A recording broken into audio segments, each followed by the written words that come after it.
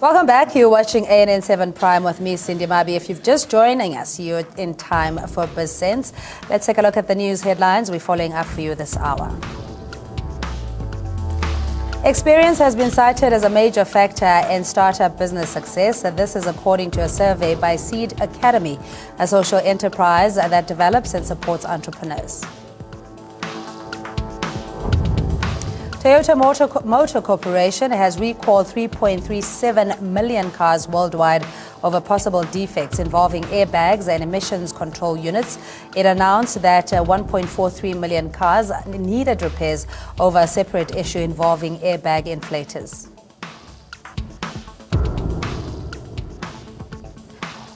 And through her passion to empower people, professional consulting services business that aims to educate, motivate, and develop individuals and companies to achieve their purpose, dreams, and vision. That is our focus for inspiring entrepreneurs this evening, coming up in a little bit.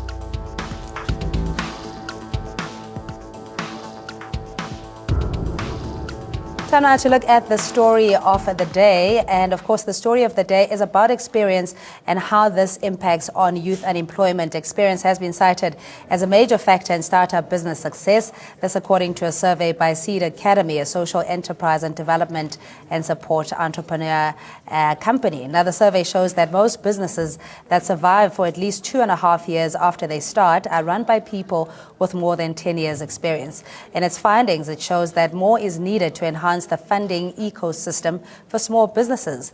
It further shows that 45% of entrepreneurs fail to start businesses due to lack of startup capital. The enterprise says some of the money set to develop black-owned suppliers should be made available to fund startup companies, and the survey identifies a need to prepare entrepreneurs for funding and to make them ready for assistance in marketing and skills development.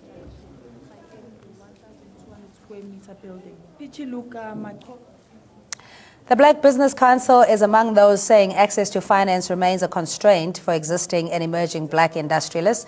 Joining me now is Mohale Ralibitso, the CEO for the Black Business Council, and we're in studio with Noma Nibe, the Executive Director of Steloy Castings. To both of you, thanks so much for joining us. Noma, I suppose the road less traveled when it comes to entrepreneurship is quite difficult and treacherous. How did you get into the business, number one, particularly accessing capital? I think it's very important to understand that when you start a business for the first time, you need to understand what is it that you're getting yourself involved in. It's important to know how you register the business, because a lot of startups don't even know how to go through that process of registering. And also what the other important thing is to know is, besides registering, what are the other involvements? What is SARS? What is the involvement of SARS in starting your business? Also understanding what type of business is it that you have? What are your operations? Do you understand the finances of your business? Before you can even think of funding, you need to be able to answer those questions to yourself as a young startup. And once you're able to answer that, I think then you'll be able to say, okay, now I'll go through this process. But also another important thing is that it's very important for young businesses to know that we are finding challenges because we don't have the history. A lot of funding institutions require you to have history. Your business needs to have history in order for it to get access to that funding. So because we don't have that history, we're a new company, we find difficulties with the processes that we get into, therefore prolonging the whole process of funding, and a lot of people lose that hope that they will eventually get the funding. Okay, let's talk to Mohale Ralibitso, the CEO of BBC, just in terms of your success rate in dealing with these rudimentary challenges and constraints in ensuring that startup businesses succeed. Thank you. There is as has been documented, a major challenge with startup businesses and their sustainability. And a key part of that, we found in most instances, relates to cash flow. And as we all know, any business's sustainable growth rate is purely a function of the free cash flow that it generates, because that affects its ability to borrow, it affects its ability to invest in itself. Which is part of the reason why we've worked with the National Treasury to establish a a call center capability to which people can also walk in to assist them with getting payment within the stipulated 30-day period in instances where they're dealing with the state or with state-owned corporations. Obviously, what that doesn't address is for those businesses that are doing work with private sector companies where they may also be experiencing delays with their payment. So for us, we've identified this as a major fault line in terms of the success of startup businesses.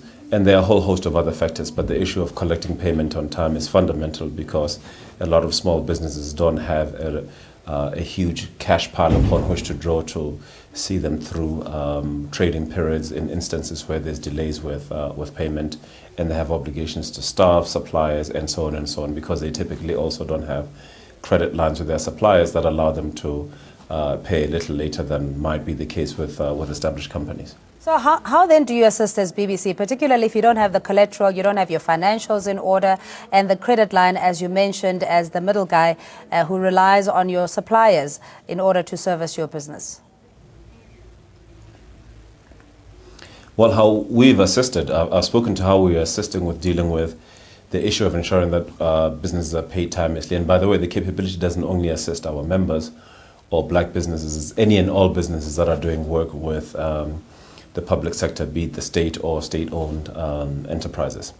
We also assist businesses with ensuring that they get themselves in a better footing from the standpoint of being able to manage delivery to ensure that that delivery corresponds with their ability to invoice for it. The issue of progress payments is something that we constantly harp upon with the enterprises we deal with, to say that if you're doing a project, have planned points at which you're going to invoice and have conversations with your client so that the client knows when to expect to be invoiced, and that description of that invoice ties up with what the client has contracted you to do. Because there are instances, for example, where you find it to be that, let's take a tender will secure a set of services from a provider, and it'll have particular milestones that are outlined within it. Ideally, the invoicing process should be planned. So in much the same way that one would plan a project, you should, as part and parcel of that, plan for when you're going to invoice and deal with the cash flow issues. How much cash are you going to need up front? What are your sources of financing? And to your point, it happens sometimes that businesses don't have that access, which is part of what we're trying to do to deal with the issue of saying, do businesses have financing in order to be able to grow, and with a particular emphasis on small and medium enterprises, precisely because they can't rely on the entrepreneurs who own them to dip into their personal resources to fund them.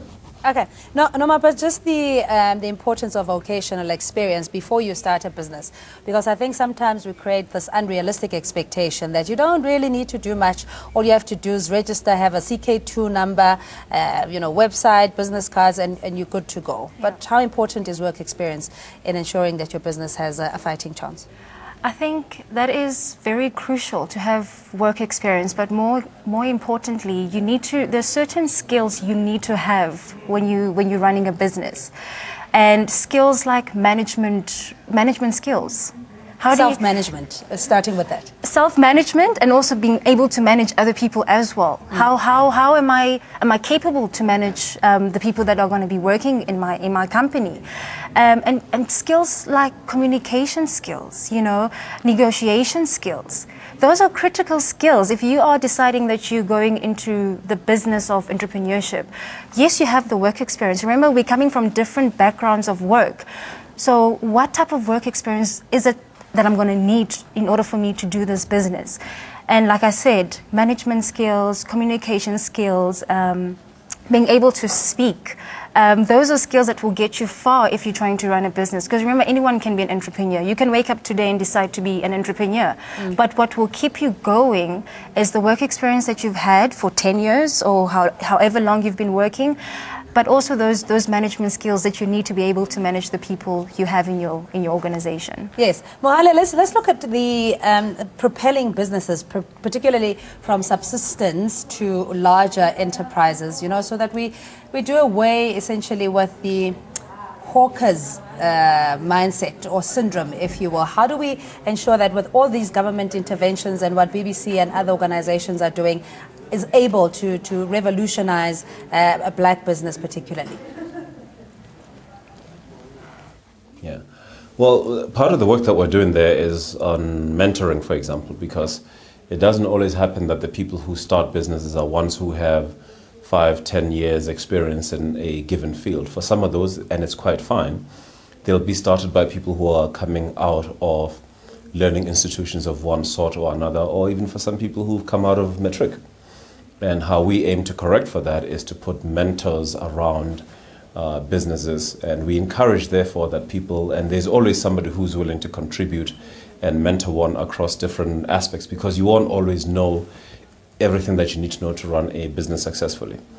Additionally, we encourage business owners to be aware of enablers that are available, made accessible to them either through a combination of the CEDAs, the CFAs, or any number of our developmental finance institutions and departments of economic development across all the provinces, and in some instances right down to local municipalities. Because the first job an entrepreneur has, other than ensuring that his or her business succeeds, is to seek out information. Because as has been said before, knowledge is power, and there's no place where it's truer than in business, because one has to constantly be on a learning path, because even if you can find an environment where there's incubation provided, ultimately the success of that depends on the ability of the entrepreneur, him or herself, to absorb, to learn, and to be on an ongoing learning path. Because the thing about being in business is that markets and market dynamics change daily, and it is the job of an entrepreneur, particularly with the added responsibility as you take on employees, to continue to ensure that your knowledge is up to date, and critically that it gets ahead of the places where you want to take your business. All right, Noma, just realistically speaking, for a startup in setting out your vision for sustainable business and the resilience that you need to have and dedication, I mean, is it realistic to expect that in the first 6 months or so you will even reach equilibrium, let alone make a profit? You know, what are the realisms that people sometimes don't understand? I think people need to understand that when you decide that you're going the route of being an entrepreneur, you need to understand that you are going in there to sweat. And it is a process that can take you from a year to 5 years. So to say 6 months that you'll be able to start up a business and be able to make profits is unrealistic. It is, I've never experienced it, and I'm speaking from myself. I mean, I've been now in this business that I'm in for about 4 years, and I'm still working on my networking skills. I'm still working in getting into the right departments to get business. Because the other thing is that people will tell you that, but I'm not getting clients. And your job as an entrepreneur is to go out there and introduce your business and get those clients. And it's not something that is going to happen over 6 months or over a year. You're building relationships, you're building partnerships. People need to trust you. So once you get to that level, then you can say, now my business is operating. And I don't think that would take 6 months to do. Yeah. Let's just give Mohale the final word here. Would it be realistic to expect that at least any business that's worth its salt, that has a chance of being even a larger conglomerate, has to give itself at least 10 years to build the foundation, as Noma was saying, to learn and to make the critical networks, etc.? Well, you can achieve all of that in 6 months sometimes to be profitable, but the issue isn't whether you're profitable or not in the first 6 months, it's whether you're sustainable. And that's the importance of, particularly upfront, making sure that you have solid foundations, because eventually you can get to the 5-year mark and have been profitable for 5 years, but you'll run out of growth if you haven't gotten the right systems in place. And before you even get systems into place, the entrepreneur is a system, and so he or she has to make sure that they garner as much knowledge as possible, even for that matter, before the business is started. You know who your supplier networks are going to be, who your enablers, whether they be coaches or people who can provide liquidity at times of liquidity crunches. You do all of those things, and an important part of that preparation goes into saying, where am I the person? So that, because there are some businesses which do well from early on, but because the entrepreneurs start taking money out of the business too soon, it takes out the ability of that business to fund itself through some experimental growth, or for that matter, you can't have the entire capital structure of a business being reliant on debt. There always has to be equity in the business, and it's a mistake that we see made often. And it's not by startups, it's by businesses that are somewhat mature and that are starting to do well. and entrepreneurs forget to allow for the fact that you have to delay that gratification. Entrepreneurship is not an easy thing to do. It's not for everybody. And so for the people who do it, the sacrifices start before the formation of a business. In the early stages, it is particularly important. And so while it might be unrealistic to expect entrepreneurs to get all of that enablement around them, for ones who want to run for the long haul and build businesses that are going to last for generations, you have to start early with that. And that's what gives you the latitude later on in the life of a business to be able to experiment and to grow to being large enough to be able to pass on to the generations coming. All right, I really appreciate your time. Our common enemy here is time constraints on live television, but we really always enjoy your insight and sharing your personal experiences. We're speaking to Mohale Ralibitso. He's the CEO of the Black Business Council, and in studio we have Norma Nibe, the Executive Director of Steeloy Castings. We'll be back just after this. All right, my bad. I believe I'm ahead of myself. Of course, there's other stories that we need to cover on BizSense. Now, Toyota Motor have announced they are recalling 1.43 million hybrid Prius and Lexus C200 cars worldwide because of a possible airbag inflator defect. The recall covers 2010 and 2012 vehicles with airbag inflators that could have a small crack in the valve, which could lead to the separation of the inflator chambers. The airbag could partially inflate and the inflator could enter the vehicle interior, increasing the risk of injury. Now, Toyota says that the recall covers 482,000 US vehicles and the airbag inflators involved in this recall were not produced by Takata Corporation, Toyota spokesperson Victor Vanov said. The company said it was not aware of any injuries or deaths related to the recall.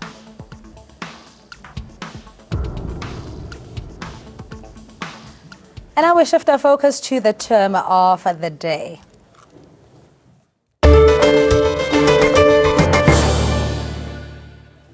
And the term of the day is globalization, which is the tendency of investment funds and businesses to move beyond domestic and national markets to other markets around the globe, thereby increasing the interconnection of the world.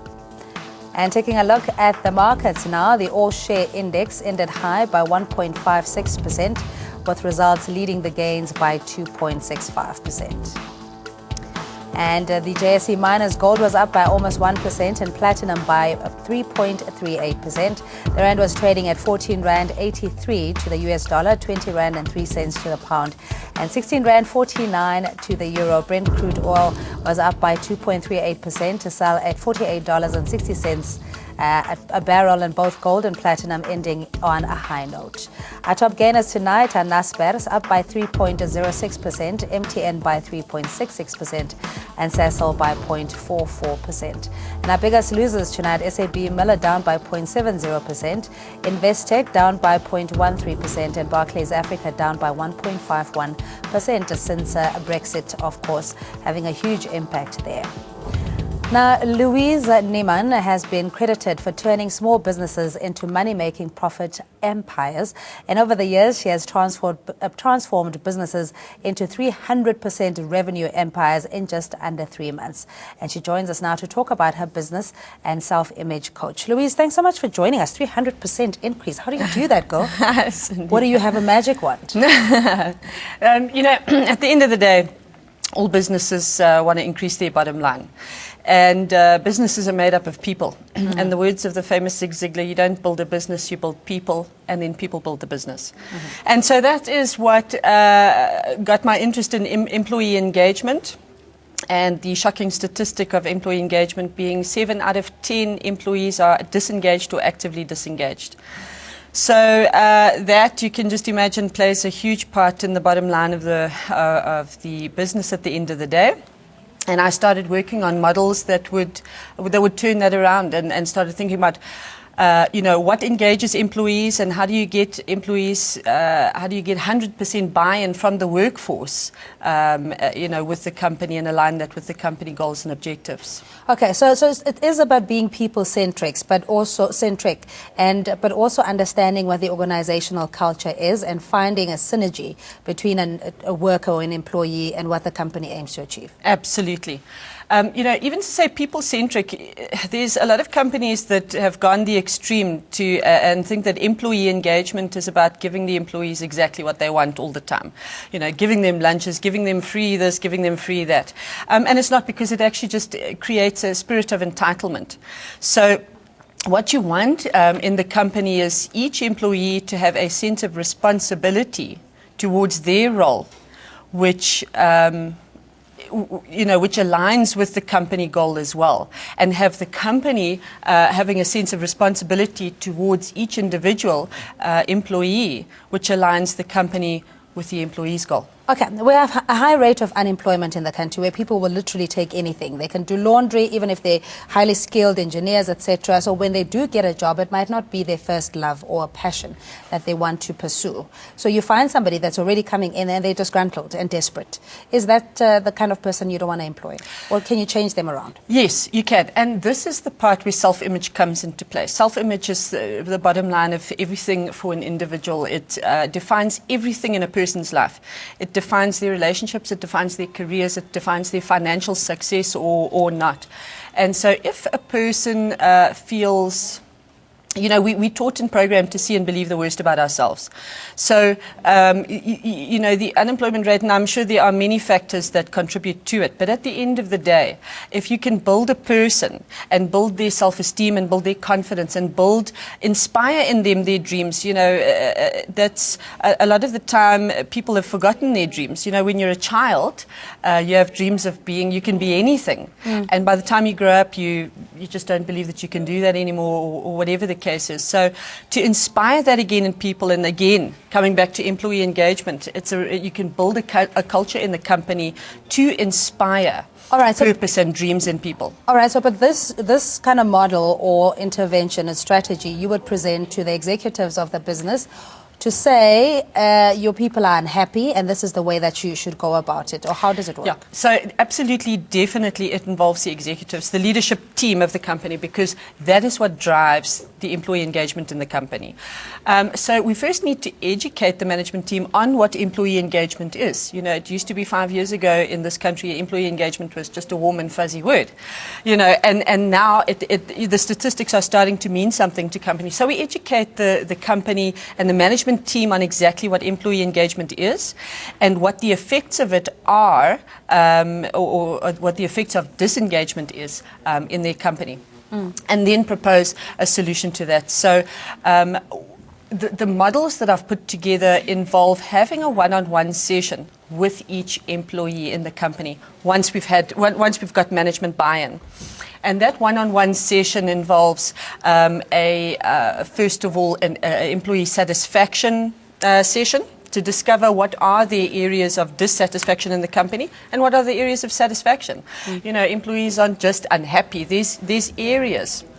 And secondly, a personal development session with them to discover what are their ideas of success. Because the company has an idea of what their goals are. Well, they should have a vision and a mission and an objective at the end of the day. And they expect and they assume that every employee in the company has the same vision and has the same goal in life. They don't. The company is made up of hundreds of employees who have a different idea of success and who have their own goals in life as well. Yeah. Have you had any resistance when you come into a big corporation and say to them, look, your management style is not inspiring people. The reason why there's such a high staff turnover is because, you're just a horrible person to work for. You know what I mean? So how do you turn that culture? Well, absolutely, because, nobody wants to hear that they're not doing the right thing. Everybody wants to know that their companies, but, the way you approach it as well. So, for example, are you experiencing optimum productivity in your company?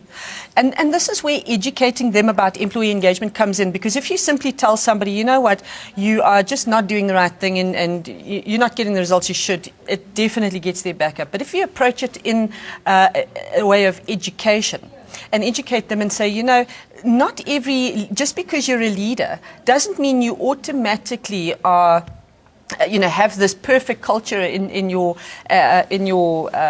way of doing things. You can learn how to implement this, and handle it and approach it in a way where you actually lead and inspire the management team as well, so that they lead and inspire the company. What is the one aspect that leads employees to disengage? Now, it can be a fantastic working environment with proper ventilation and free lunches, etc. Is money the big thing?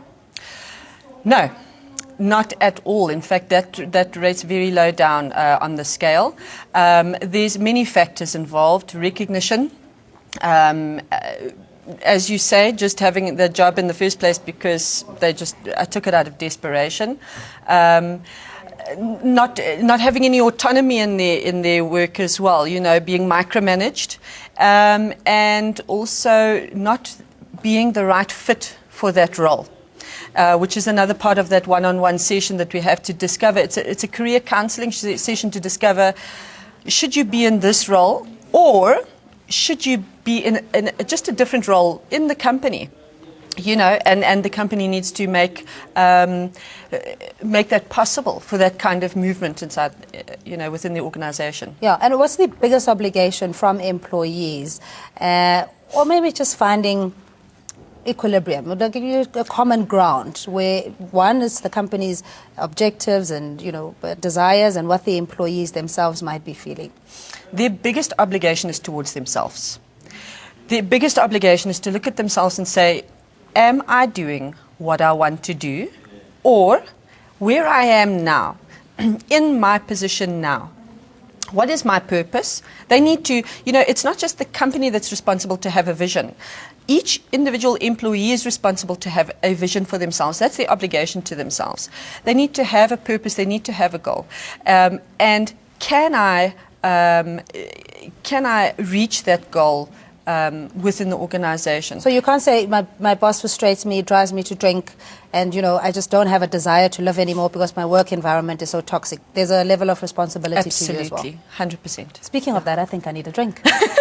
Louise, thanks so much for joining us. So how do we get hold of you, or our bosses more directly? Yeah, www.pcs-consulting.co.za. Okay, really much appreciated. Of course, that's pcs-consulting.co.za. And thanks indeed for everybody for watching. And you can continue this discussion on BizSense. That's at BizSense at ANN7. From myself and the crew, be abundantly blessed. Cheers for now.